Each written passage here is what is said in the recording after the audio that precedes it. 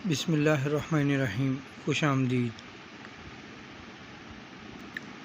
سومناتھ کا مندر اور ایک بت شکن سلطان۔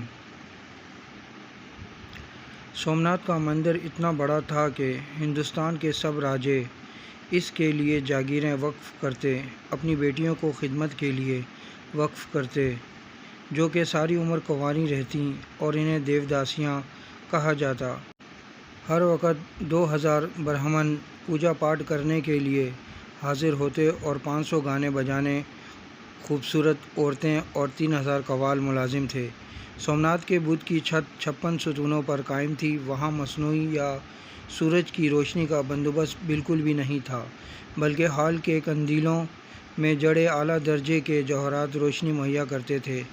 اللہ کے دلاور سلطان محمود غزنوی بت شکن نے سونے اور چاندی کے چھوٹے چھوٹے بتوں کو روندنے کے بعد بادشاہ بت کے سامنے جا کھڑے ہوئے۔ یہ بت 6 فٹ زمین کے اندر اور 9 فٹ زمین سے بلند تھا۔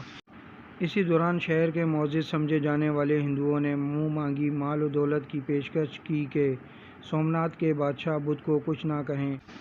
تو سلطان محمود غزنوی کے دیسی دانشوروں نے مشورہ دیا کہ پتھر کو توڑنے کا کیا فائدہ، جبکہ مال و دولت مسلمانوں کے کام آئے گا۔ سلطان محمود غزنوی نے دیسی دانشوروں کی بات سن کر کہا کہ اگر میں نے تمہاری بات مان لی تو دنیا اور تاریخ مجھے بت فروش کہے گی، جبکہ میری چاہت یہ ہے کہ دنیا اور آخرت میں مجھے محمود بت شکن کے نام سے پکارا جائے۔ یہ کہتے ہی محمود بت شکن کی توحیدی غیرت جوش میں آئی اور ہاتھ میں پکڑا ہوا گز سومناتھ کے دے مارا۔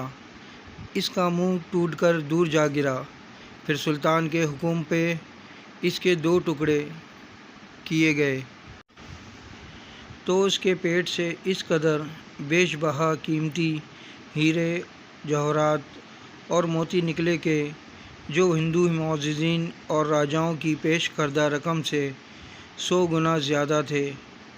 محمود غزنوی نے وہ بت توڑا جو فتح مکہ سے 1 رات قبل بنو امیہ کے سردار نے کعبہ سے ٹرانسفر کروایا تھا کہ اسے سنبھال کر رکھنا، ہم لینے آئیں گے۔ وہ تو نہ آ سکے، لیکن بنو ہاشم سے محمود غزنوی ضرور پہنچ گیا توڑنے۔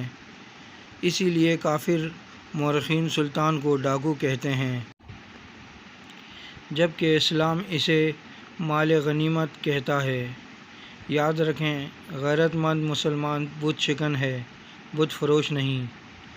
بت شکن سلطان محمود غزنوی وہ ہستی ہے۔ جب ظاہر شاہ کی حکومت میں سن 1974 کو زلزلہ آیا، محمود غزنوی کی قبر پھٹ گئی۔ منتظمین نے قبر کو ٹھیک کرنے کے لیے پوری قبر کھول دی۔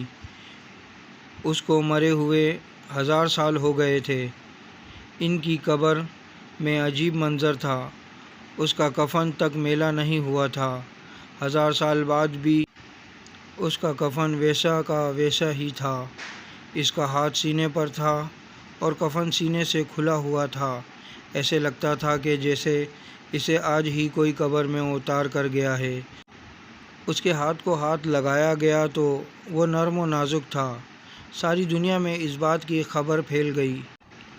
اللہ کے دین، ملک و ملت کی حفاظت کرنے والوں کو اللہ دنیا میں بھی اور آخرت میں بھی بلند مقام عطا کرتا ہے۔